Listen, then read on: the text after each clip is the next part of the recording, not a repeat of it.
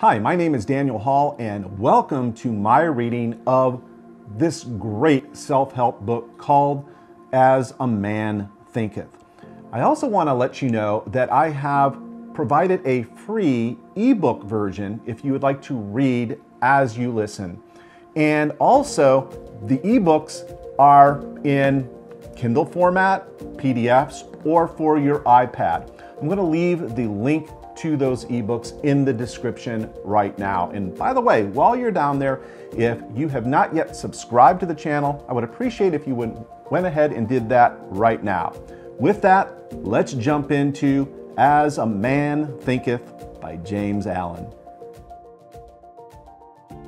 As a Man Thinketh by James Allen. Mind is the master power that molds and makes, and man is mind, and evermore he takes. The tool of thought and shaping what he wills brings forth 1,000 joys, 1,000 ills. He thinks in secret, and it comes to pass.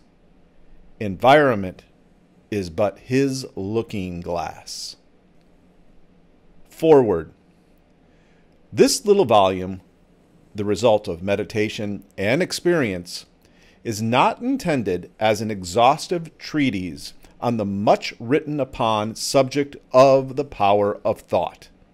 It is suggestive rather than explanatory, its object being to stimulate men and women to discovery and perception of the truth that they themselves are makers of themselves, by virtue of the thoughts which they choose and encourage.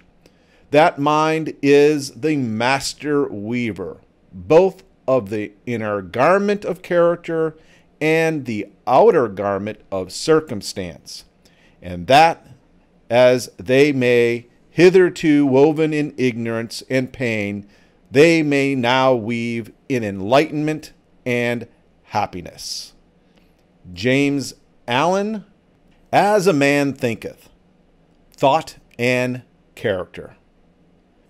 The aphorism, as a man thinketh in his heart, so is he, not only embraces the whole of man's being, but is so comprehensive as to reach out to every condition and circumstance of his life. A man is literally what he thinks, his character being the complete sum of all his thoughts. As the plant springs from and could not be without the seed, so every act of man springs from the hidden seeds of thought, and could not have appeared without them. This applies equally to acts called spontaneous and unpremeditated, as of those which are deliberately executed. Act is the blossom of thought, and joy and suffering are its fruits.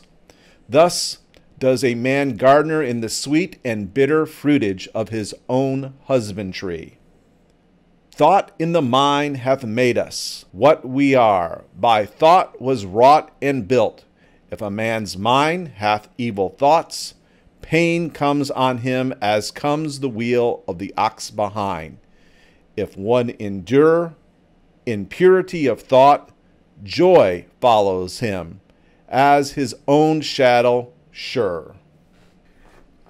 Man is a growth by law, and not a creation of artifice, and cause and effect is as absolute and undeviating in the hidden realm of thought as in the world of visible and material things. A noble and godlike character is not a thing of favor or chance, but is the natural result of continued effort in right thinking, the effect of long-cherished association with godlike thoughts. An ignoble and bestial character, by the same process, is the result of the continued harboring of groveling thoughts. Man is made or unmade by himself. In the armory of thought, he forges the weapons by which he destroys himself. He also fashions the tools with which he builds for himself heavenly mansions of joy and strength and peace. By the right choice and true application of thought, man ascends to the divine perfection. By the abuse and wrong application of thought, he descends below the level of the beast. Between these two extremes are all the grades of character, and man is their maker and master. Of all the beautiful truths pertaining to the soul which have been restored and brought to light in this age, none are more gladdening or fruitful of divine promise and confidence than this, that man is the master of thought, the molder of character, and the maker and shaper of condition, environment, and destiny. As a being of power, intelligence, and love, the Lord of his own thoughts, man holds the key to every situation and contains within himself that transforming and regenerative agency by which he may make himself what he wills. Man is always the master, even in his weaker and most abandoned state. But in his weakness and degradation, he is the foolish master who misgoverns his household. When he begins to reflect upon his condition and to search diligently for the law upon which his being is established, he then becomes the wise master, directing his energies with intelligence and fashioning his thoughts to fruitful issues. Such is the conscious master, and man can only thus become by discovering within himself the laws of thought, which discovery is totally a matter of application, self-analysis, and experience. Only by such searching and mining are gold and diamonds obtained, and man can find every truth connected with his being. If he will dig deep into that mind of his soul, that he is the maker of his character, the molder of his life, and the builder of his destiny, he may unerringly prove, if he will watch, control, and alter his thoughts, tracing their effects upon himself, upon others, and upon life and circumstances, linking cause and effect by patient practice and investigation, and utilizing his every experience, even to the most trivial, everyday occurrence, as a means of obtaining that knowledge of himself which is understanding, wisdom, power. In this direction, as in no other, is the law absolute, that he that seeketh findeth, and to him that knocketh it shall be opened. For only by patience, practice, and ceaseless importunity can a man enter the door of the temple of knowledge. Effect of thought on circumstances. Man's mind may be likened to a garden, which may be intelligently cultivated or allowed to run wild. But whether cultivated or neglected, it must and will bring forth. If no useful seeds are put into it, then an abundance of useless weed seeds will fall therein, and will continue to produce their kind. Just as a gardener cultivates his plot, keeping it free from weeds, and growing the flowers and fruits which he requires, so may a man tend the garden of his mind, weeding out all the wrong, useless, and impure thoughts, and cultivating toward perfection the flowers and fruits of right, useful, and pure thoughts. By pursuing this process, a man sooner or later discovers that he is the master gardener of his soul, the director of his life.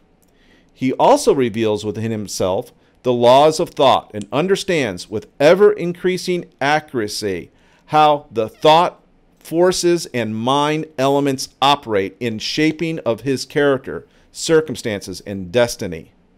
Thought and character are one, and as character can only manifest and discover itself through environment and circumstance, the outer conditions of a person's life will always be found to be harmoniously related to his inner state. This does not mean that a man's circumstance at any given time are an indication of his entire character, but that those circumstances are so intimately connected with some vital thought element within himself that, for the time being, they are indispensable to his development. Every man, where he is by the law of his being, the thoughts which he has built into his character have brought him there, and the arrangement of his life, there is no element of chance, but all is the result of a law which cannot err. This is just as true for those who feel out of harmony with their surroundings as those who are contented with them.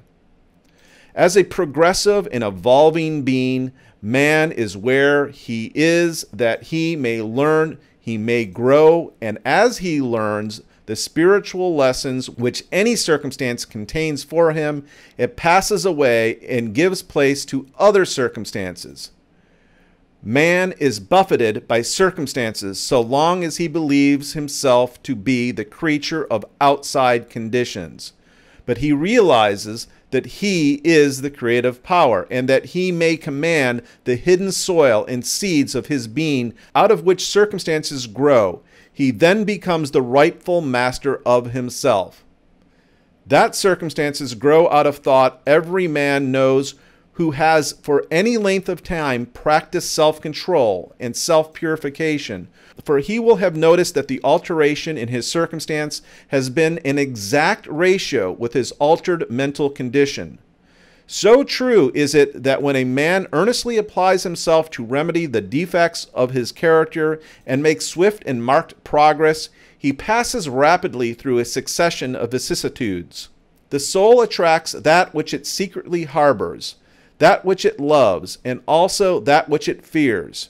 It reaches the height of its cherished aspirations. It falls to the level of its unchaste desires, and circumstances are the means by which the soul receives its own. Every thought seed sown or allowed to fall into the mind and take root there produce its own blossoming sooner or later into an act and bearing its own fruitage of opportunity and circumstance. Good thoughts bear good fruit. Bad thoughts bear bad fruit. The outer world of circumstance shapes itself to the inner world of thought, and both pleasant and unpleasant external conditions are factors which make for the ultimate good of the individual. As the reaper of his own harvest, man learns both by suffering and bliss. Following the inmost desires, aspirations, thoughts by which he allows himself to be dominated, pursuing the will o' the wisp of impure imaginings, or steadfastly walking the highway of strong and high endeavor, a man at last arrives at that fruition of fulfillment in the outer conditions of his life. The laws of growth and adjustment everywhere obtains. A man does not come to the almshouse or to the jail by the tyranny of faith or circumstance, but by the pathway of groveling thoughts and base desires. Nor does a pure-minded man fall suddenly into crime by stress or any mere external force. The criminal thought had long been secretly fostered in the heart, and the hour of opportunity revealed its gathered power. Circumstance does not make the man, it reveals him to himself. No such conditions can exist as descending into vice and its attendant sufferings apart from vicious inclinations, or ascending into the virtue of its pure happiness without the continued cultivation of virtuous aspirations. And man, therefore, as the Lord and master of thought, is the maker of himself and the shaper and author of environment. Even at birth, the soul comes to its own, and through every step of its earthly pilgrimage, it attracts those combinations of conditions which reveal itself, which are the reflections of its own purity and impurity, its strength and weakness. Men do not attract that which they want, but that which they are. Their whims, fancies, and ambitions are thwarted at every step, but their inmost thoughts and desires are fed with their own food, be it foul or clean. The divinity that shapes our ends is in ourselves. It is our very self. Only himself manacles man. Thought and action are the jailers of fate. They imprison, being base. They are also the angels of freedom. They liberate, being noble. Not what he wishes and prays for does a man get, but what he justly earns. His wishes and prayers are only gratified and answered when they harmonize with his thoughts and actions.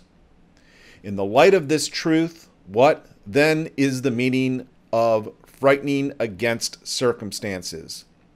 It means that a man is continually revolting against an effect while all the time he is nourishing and persevering its cause in his heart. That cause may take the form of a conscious vice or an unconscious weakness. But whatever it is, it stubbornly retards the efforts of its possessor and thus calls aloud for remedy. Men are anxious to improve their circumstances, but are unwilling to improve themselves. They, therefore, remain bound, can never fail to accomplish the object upon which his heart is set. This is as true of earthly as of heavenly things. Even the man whose sole object is to acquire wealth must be prepared to make a great personal sacrifice before he can accomplish his object, and how much more so he would realize a strong, well-poised life. Here is a man who is wretchedly poor. He is extremely anxious that his surroundings and home comforts should be improved, yet all the time he shirks his work and considers he is justified in trying to deceive his employer on the ground of the insufficiency of his wages. Such a man does not understand the simplest rudiments of those principles which are the basis of true prosperity, and is not only totally unfitted to rise out of his wretchedness, but is actually attracting in himself a deeper wretchedness by dwelling in and acting out indolent, deceptive, and unmanly thoughts. Here is a rich man who is the victim of a painful and persistent disease as the result of gluttony. He is willing to give large sums of money to get rid of it, but he will not sacrifice his gluttonous desires. He wants to gratify his taste for rich and unnatural viands and have his health as well. Such a man is totally unfit to have health, because he has not yet learned the first principles of a healthy life. Here is an employer of labor who adopts crooked measures to avoid paying the regulation wage, and in the hope of making larger profits, reduces the wages of work people. Such a man is altogether unfitted for prosperity, and when he finds himself bankrupt, both as regards reputation and riches, he blames circumstances, not knowing that he is the sole author of his condition. I have introduced these three cases merely as illustrative of the truth that man is the causer, though nearly always is unconsciously, of his circumstances, and that whilst aiming at a good end, he is continually frustrating its accomplishment by encouraging thoughts and desires which cannot possibly harmonize with that end. Such cases could be multiplied and varied almost indefinitely, but this is not necessary, as the reader can, as he so resolves, trace the action of the laws of thought in his own mind and life, and until this is done, mere external facts cannot serve as a ground of reasoning. Circumstances, however, are so complicated, thought is so deeply rooted, and the conditions of happiness vary so vastly with individuals that a man's entire soul condition, although it may be known to himself, cannot be judged by another from the external aspect of his life alone. A man may be honest in certain directions, yet suffer privations.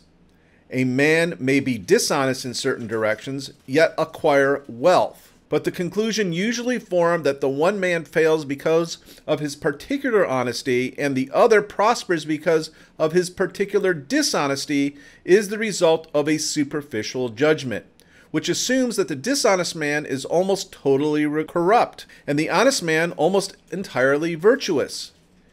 In the light of deeper knowledge and wider experience, such judgment is found to be erroneous. The dishonest man may have some admirable virtues which the other does not possess, and the honest man obnoxious vices which are absent in the other. The honest man reaps the good results of his honest thoughts and acts. He also brings upon himself the sufferings which his vices produce. The dishonest man likewise garners his own suffering and happiness. It is pleasing to human vanity to believe that one suffers because of one's virtue, but not until a man's extirpated every sickly, bitter, and impure thought from his mind and washed every sinful stain from his soul can he be in the position to know and declare that his sufferings are the result of his good, not his bad qualities. And the way to, yet long before he has reached that supreme perfection, he will have found working in his mind and life the great law which is absolutely just, and which cannot therefore give good for evil, evil for good. Possessed of such knowledge, he will then know, looking back upon his past ignorance and blindness, that his life is, and always was, justly ordered, and that all his past experiences, good and bad, were the equitable outworking of his evolving yet unevolved self. Good thoughts and actions can never produce bad results. Bad thoughts and actions can never produce good results. This is but saying that nothing can come from corn but corn, nothing from nettles but nettles. Men understand this law in the natural world and work with it, but few understand it in the mental and moral world, though its operation there is just as simple and undeviating, and they, therefore, do not cooperate with it. Suffering is always the effect of wrong thought in some direction. It is an indication that the individual is out of harmony with himself, with the law of his being. The sole and supreme use of suffering is to purify, to burn out all of its useless and impure. Suffering ceases for him who is pure. There could be no object in burning gold after the dross has been removed, and perfectly pure and enlightened being could not suffer. The circumstances which a man encounters with suffering are the result of his own mental harmony. Blessedness, not material possession, is the measure of right thought. Wretchedness, not the lack of material possessions, is the measure of wrong thought. A man may be cursed and rich. He may be blessed and poor. Blessedness and riches are only joined together when the niches are rightly and wisely used, and the poor man only descends into wretchedness when he regards his lot as a burden unjustly imposed. Indigence and indulgence are the two extremes of wretchedness. They are both equally unnatural and the result of mental disorder. A man is not rightly conditioned until he is happy, healthy, and prosperous being, and happiness, health, and prosperity are the result of a harmonious adjustment of the inner with the outer, of the man with his surroundings. A man only begins to be man when he ceases to whine and revile and commences to search for the hidden justice which regulates his life. As he adapts his mind to that regulating factor, he ceases to accuse others as the cause of his condition and builds himself up in strong and noble thoughts, ceases to kick against circumstances, but begins to use them as aids to his more rapid progress and as a means of discovering the hidden powers and possibilities within himself. Law, not confusion, is the dominating principle in the universe. Justice, not injustice, is the soul and substance of life. And righteousness, not corruption, is the molding and moving force in the spiritual government of the world. This being so, man has but to right himself, to find the universe is right. And during the process of putting himself right, he will find that he alters his thoughts towards things and other people, things that other people will alter towards him. The proof of this truth is in every person, and it therefore admits of easy investigation by systematic introspection and self-analysis. Let a man radically alter his thoughts, and he will be astonished at the rapid transformation it will effect in the material conditions of his life. Men imagine that thought can be kept secret, but it cannot. It rapidly crystallizes into habit, and habit solidifies into circumstance. Bestial thoughts crystallize into habits of drunkenness and sensuality, which solidify into circumstances of destitution and disease. Impure thoughts of every kind crystallize into enervating and confusing habits, which solidify into distracting and adverse circumstances. Thoughts of fear, doubt, and indecision crystallize into weak, unmanly, and irresolute habits, which solidify into circumstances of failure, indigence, and slavish dependence. Lazy thoughts crystallize into habits of uncleanness and dishonesty, which solidify into circumstances of foulness, beggary. Hateful and condemnatory thoughts crystallize into habits of accusation and violence, which solidify into circumstances of injury and persecution. Selfish thoughts of all kinds crystallize into habits of self-seeking, which solidify into circumstances more or less distressing. On the other hand, beautiful thoughts of all kinds crystallize into habits of grace and kindliness, which solidify into genial and sunny circumstances. Pure thoughts crystallize into habits of temperance and self-control, which solidify into circumstances of repose and peace. Thoughts of courage, self-reliance, and decisions crystallize into manly habits, which solidify into circumstances of success, plenty, and freedom. Energetic thoughts crystallize into habits of cleanliness and industry, which solidify into circumstances of pleasantness. Gentle and forgiving thoughts crystallize into habits of gentleness, which solidify into protective and perseverative circumstances. Loving and unselfish thoughts crystallize into habits of self-forgetfulness for others, which solidify into circumstances of sure and abiding prosperity and true riches. A particular train of thought persisted in, be it good or bad, cannot fail to produce its results on the character and circumstances. A man cannot directly choose his circumstances, but he can choose his thoughts and, so indirectly, yet surely, shape his circumstances. Nature helps every man to the gratification of the thoughts which he most encourages, and opportunities are presented which will most speedily bring to the surface both the good and evil thoughts. Let a man cease from his sinful thoughts, and all the world will soften towards him, and be ready to help him. Let him put away his weakly and sickly thoughts, and lo, opportunities will spring up on every hand to his aid, his strong resolves. Let him encourage good thoughts, and no hard fate shall bind him down to wretchedness and shame. The world is your kaleidoscope, and the varying combinations of colors, which at every succeeding moment its presence to you are the exquisitely adjusted pictures of your ever-moving thoughts.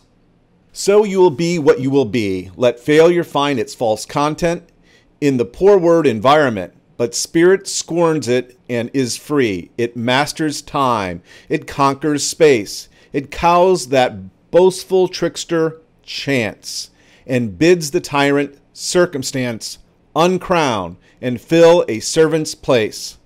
The human will, that force unseen, the offspring of a deathless soul, can hew a way to any goal. Through walls of granite intervene. Be not impatient in delays, but wait as one who understands. When spirit rises and commands, the gods are ready to obey. Effect of thought on health and the body. The body is the servant of the mind. It obeys the operations of the mind, whether they be deliberately chosen or automatically expressed. As the bidding of unlawful thoughts, the body sinks rapidly into disease and decay. At the command of glad and beautiful thoughts, it becomes clothed with youthfulness and beauty. Disease and health, like circumstances, are rooted in thought. Sickly thoughts will express themselves through a sickly body. Thoughts of fear have been known to kill a man as speedily as a bullet, and they are continually killing thousands of people, just as surely, though less rapidly. The people who live in fear of disease are the people who get it. Anxiety quickly demoralizes the whole body and lays it open to the entrance of disease, while impure thoughts, even if not physically indulged, will soon shatter the nervous system. Strong, pure, and happy thoughts build up the body in vigor and grace. The body is a delicate and plastic instrument which responds readily to the thoughts by which it is impressed, and habits of thought will produce their own effects, good or bad, upon it. Men will continue to have impure and poisoned blood so long as they propagate unclean thoughts. Out of a clean heart comes a clean life and a clean body. Out of a defiled mind proceeds a defiled life and a corrupt body. Thought is the fount of action, life, and manifestation. Make that fountain pure, and all will be pure. Change of diet will not help a man who will not change his thoughts. When a man makes his thoughts pure, he no longer desires impure food.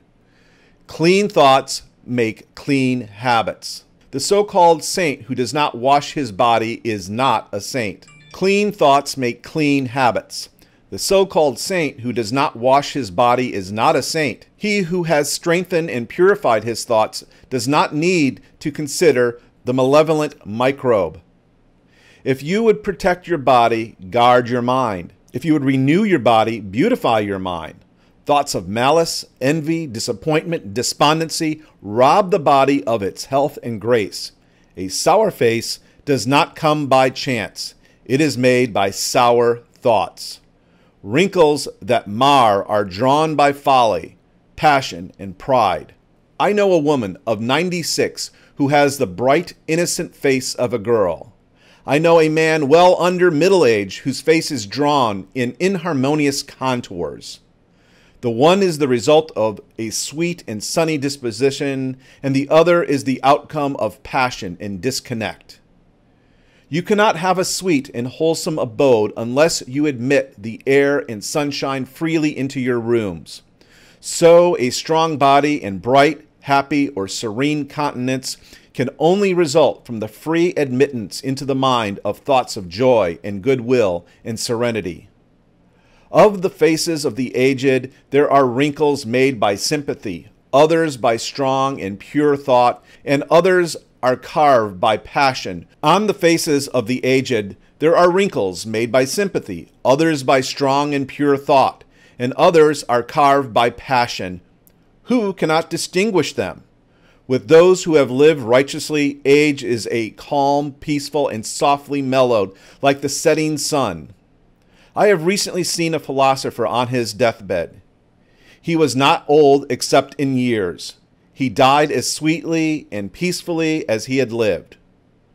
There is no physician like cheerful thought for dissipating the ills of the body. There is no comforter to compare with goodwill for dispersing the shadows of grief and sorrow. To live continually in thoughts of ill will, cynicism, suspicion, and envy is to be confined in a self-made prison hole. But to think well of all, to be cheerful with all, to patiently learn to find the good in all, such unselfish thoughts are the very portals of heaven. And to dwell day by day in thoughts of peace toward every creature will bring abounding peace to their possessor. Thought and purpose. Until thought is linked with purpose, there is no intelligent accomplishment. With the majority, the bark of thought is allowed to drift upon the ocean of life. Aimlessness is a vice, and such drifting must not continue for him who would steer clear of catastrophe and destruction. They who have no central purpose in their life fall an easy prey to petty worries, fears, troubles, and self-pityings, all of which are indications of weakness, which lead, just as surely as deliberately planned sins, though by a different route, to failure, unhappiness, and loss, for weakness cannot persist in a power-evolving universe. A man should conceive of a legitimate purpose in his heart and set out to accomplish it. He should make this purpose the centralizing point of his thoughts. It may take the form of a spiritual idea, or it may be a worldly object, according to his nature at the time being. But whichever it is, he should steadily focus his thought forces upon the object which he has set before him. He should make this purpose his supreme duty, and should devote himself to its attainment, not allowing his thoughts to wander away into ephemeral fantasies, longings, and imaginings. This is the royal road to self-control and true concentration of thought. Even if he fails again and again to accomplish his purpose, as he necessarily must until weakness is overcome, the strength of character gained will be the measure of his true success, and this will form a new starting point for future power and triumph. Those who are not prepared for the apprehension of a great purpose should fix the thoughts upon the faultless performance of their duty, no matter how insignificant their task may appear. Only in this way can the thoughts be gathered and focused, and resolution and energy be developed, which being done, there is nothing which may not be accomplished. The weakest soul, knowing of its weakness and believing this truth, that strength can only be developed by effort and practice, will thus, believing, at once begin to exert itself, and adding effort to effort, patience to patience, and strength to strength, will never cease to develop, and will at last grow divinely strong. As the physically weak man can make himself strong by careful and patient training, so the man of weak thoughts can make them strong by exercising himself in right thinking. To put away aimlessness and weakness and to begin to think with purpose is to enter the ranks of those strong ones who only recognize failure as one of the pathways to attainment, who make all the conditions serve them, and who think strongly, attempt fearlessly, and accomplish masterfully. Having conceived of his purpose, a man should mentally mark out a straight pathway to its achievement, looking neither to the right nor the left. Doubts and fears should be rigorously excluded. They are disintegrating elements which break up the straight line of effort, rendering it crooked, ineffectual, useless. Thoughts of doubt and fear never accomplished anything and never can. They always lead to failure. Purpose, energy, power to do, and all strong thoughts cease when doubt and fear creep in. The will to do springs from the knowledge that one can do. Doubt and fear are the great enemies of knowledge, and he who encourages them, who does not slay them, thwarts himself at every step. He who has conquered doubt and fear has conquered failure. His every thought is allied with power, and all difficulties are bravely met and wisely overcome. His purposes are seasonably planted, and they bloom and bring forth fruit, which does not fall prematurely to the ground. Thought allied fearlessly to purpose becomes creative force. He who knows this is ready to become something higher and stronger than a mere bundle of wavering thoughts and fluctuating sensations. He who does this has become the conscious and intelligent wielder of his mental powers. The thought factor in achievement. All that a man achieves and all that he fails to achieve is the direct result of his own thoughts. In a justly ordered universe where loss of equipment would mean total destruction, Individual responsibility must be absolute. A man's weakness and strength, purity and impurity are his own, and not another man's. They are brought about by himself, and not by another. And they can only be altered by himself, never by another. His condition is also his own, and not another man's. His suffering and his happiness are evolved from within. As he thinks, so he is. As he continues to think, so he remains. A strong man cannot help a weaker unless that weaker is willing to be helped. And even then, the weak man must become strong of himself. He must, by his own efforts, develop the strength which he admires in another. None but himself can alter his condition. It has been usual for men to think and to say, "Many men are slaves because one is an oppressor. Let us hate the oppressor." Now, however, there is amongst an increasing few a tendency to reverse this judgment and say, "One man is an oppressor because many are slaves. Let us despise the slaves." The truth is that oppressor and slave are co-operators in ignorance, and while seeming to afflict each other, are in reality afflicting themselves. A perfect knowledge perceives the action of law in weakness of the oppressed and the misapplied power of the oppressor. A perfect love, seeing the suffering which both states entail, condemns neither. A perfect compassion embraces both oppressor and oppressed.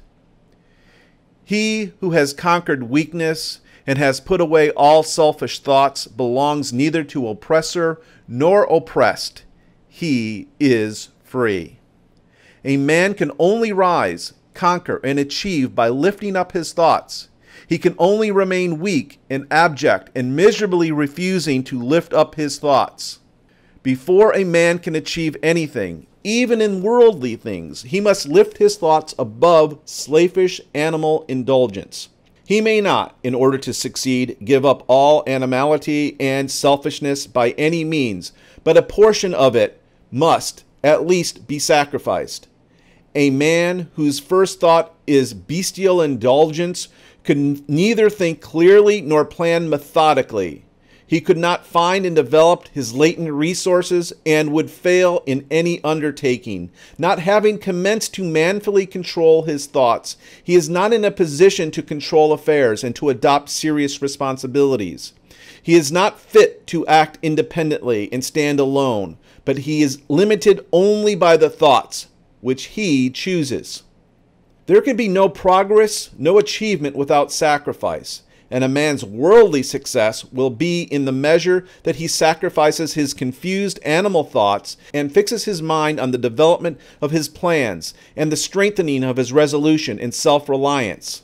And the higher he lifts his thoughts, the more manly, upright, and righteous he becomes, the greater will be his success, the more blessed and enduring will be his achievements. The universe does not favor the greedy, the dishonest, the vicious, although on the mere surface it may sometimes appear to do so.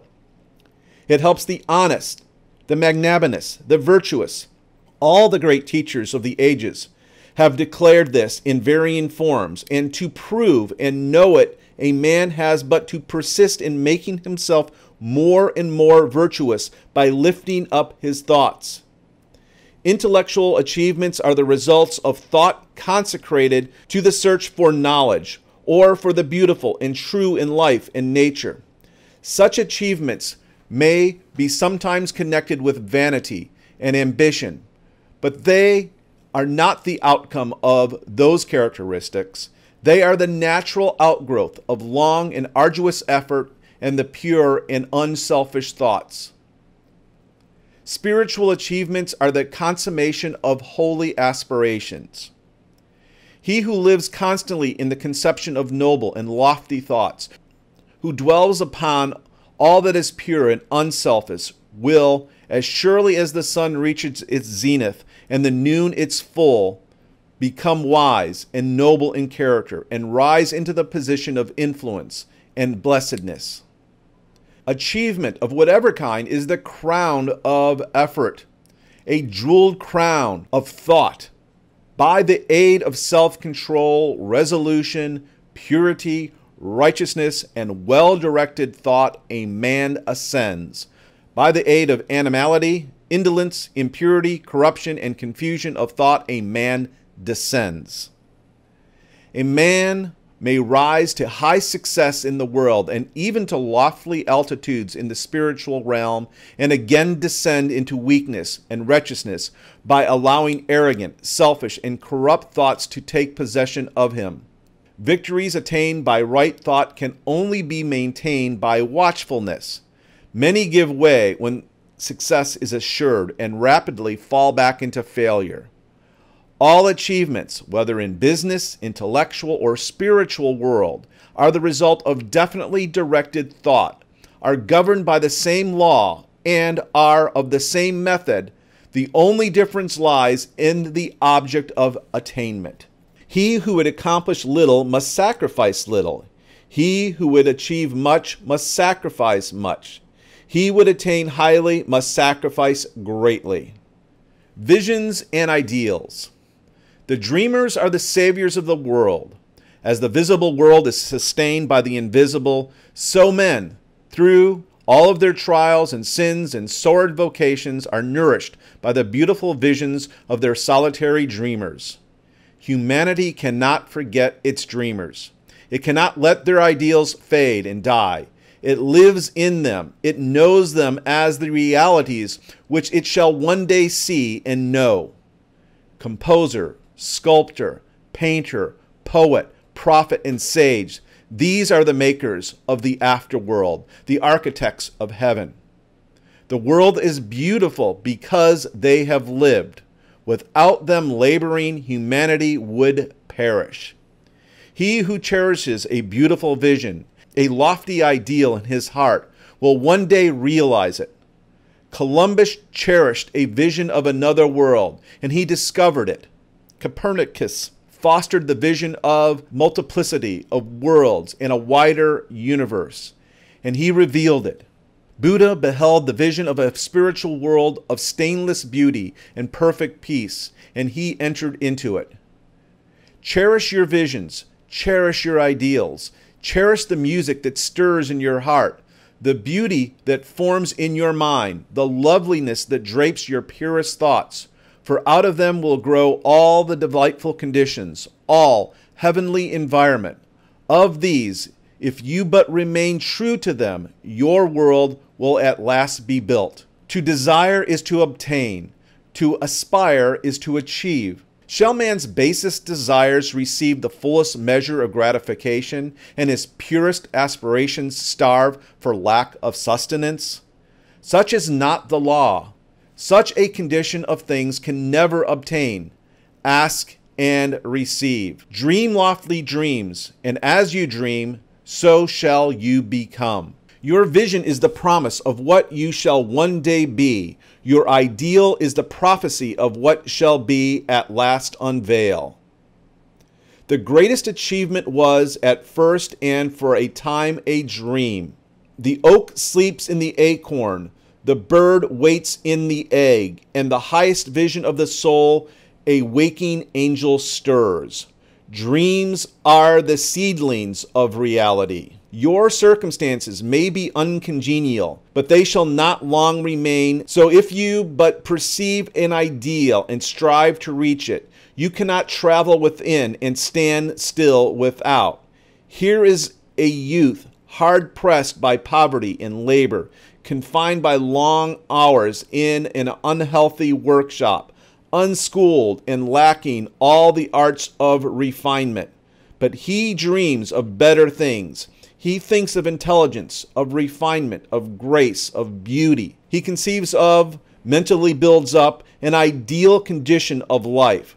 The vision of a wider liberty and a larger scope takes possession of him. Unrest urges him to action, and he utilizes all his spare time and means small though they are, to the development of his latent powers and resources.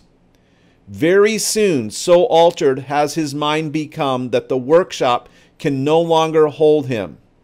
It has become so out of harmony with his mentality that it falls out of his life as a garment is cast aside, and with the growth of opportunities which fit the scope of his expanding powers, he passes out of it forever.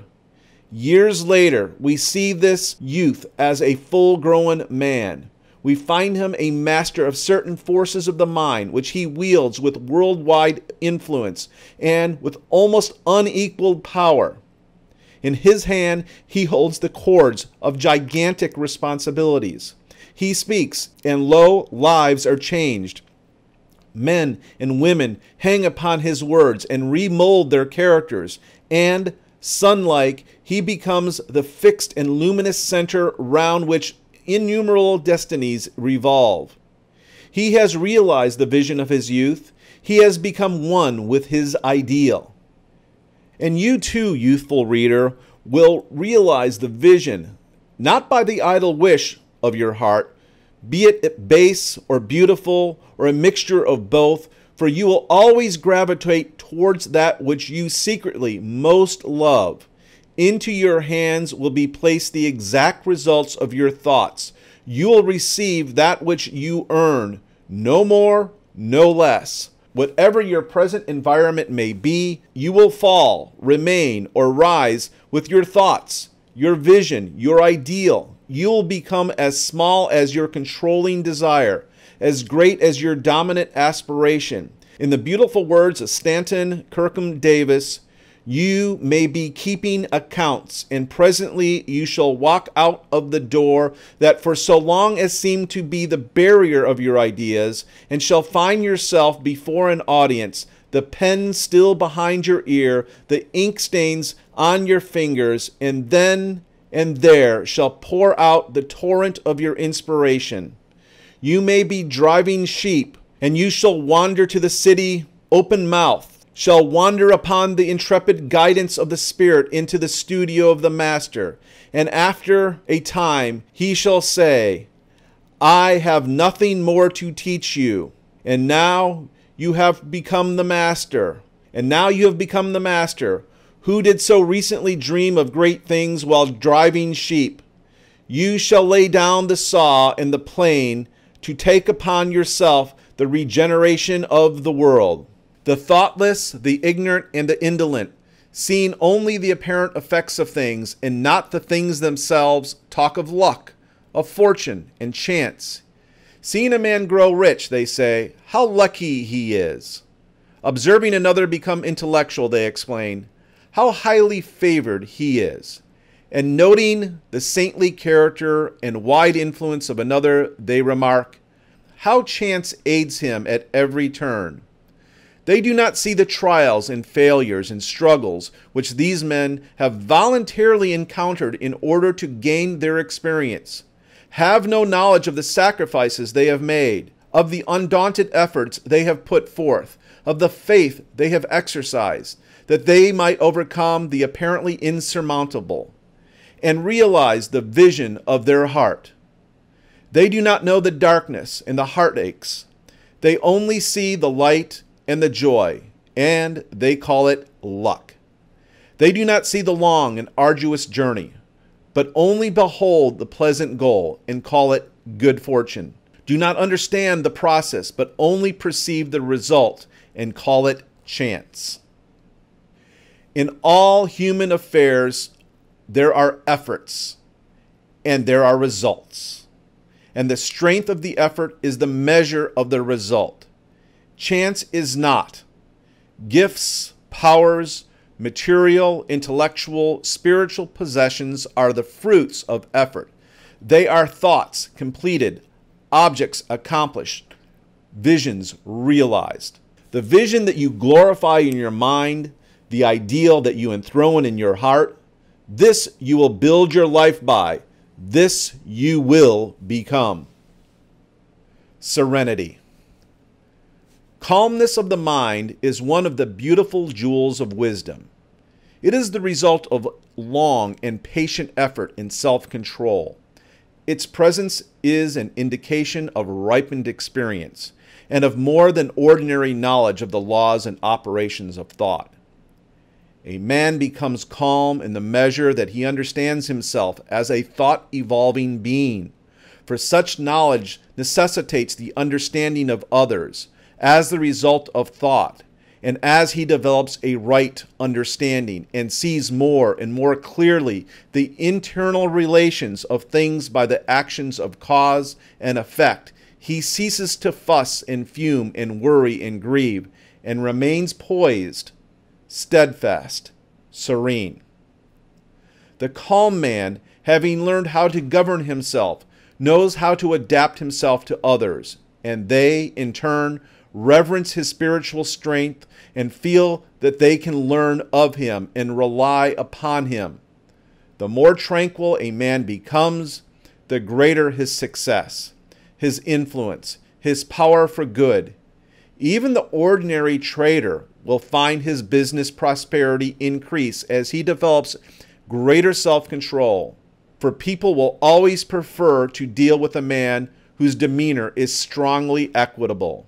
The strong, calm man is always loved and revered. He is like a shade-giving tree in a thirsty land, or a sheltering rock in a storm. Who does not love a tranquil heart, a sweet-tempered, balanced life? It does not matter whether it rains or shines, or what changes come to those possessing these blessings, for they are always sweet, serene, and calm. The exquisite poise of character, which we all call serenity, is the last lesson of culture, the fruitage of the soul. It is as precious as wisdom, more to be desired than gold, yea, than even fine gold. How insignificant mere money-seeking looks in comparison with a serene life, a life that dwells in the oceans of truth, beneath the waves, beyond the reach of tempest, in the eternal calm. How many people we know who sour their lives, who ruin all that is sweet and beautiful by explosive tempers, who destroy their poise of character and make bad blood. It is a question whether the great majority of people do not ruin their lives and mar their happiness by lack of self-control.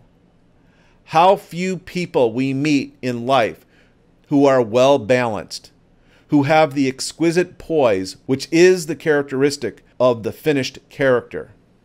Yet humanity surges with uncontrolled passion, is tumultuous in ungoverned grief, is blown about by anxiety and doubt. Only the wise man, only he whose thoughts are controlled and purified, makes the winds and the storms of the soul obey him. Tempest-tossed souls, whether ye may be under whatsoever conditions ye may live, know this: in the ocean of life, in the isles of blessedness are smiling, and the sunny shore of your ideal awaits your coming. Keep your hand firmly upon the helm of thought. In the bark of your soul reclines the commanding master. He does not sleep. Wake him. Self-control is strength. Right thought is mastery. Calmness is power. Say unto your heart, peace, be still. I hope that you enjoyed this reading of As a Man Thinketh by James Allen. And the whole theme, as you can tell with this book, is when you get your head straight, the rest of your life works out. You manifest what you think. I would like to manifest another subscriber. If you have not yet subscribed to the channel, I would really appreciate if you would do that right now. And of course, hit the little bell notification as well. Also, I would really appreciate if you would like the video. And one other thing, I want to remind you that the ebook version of As a Man Thinketh is available for free The link is in the description. The last thing I wanted to say is that if you got value, if you made changes in your life as a result of implementing what you learned in this book, I would love to hear about that in the comments below. Finally, go out and be the blessing.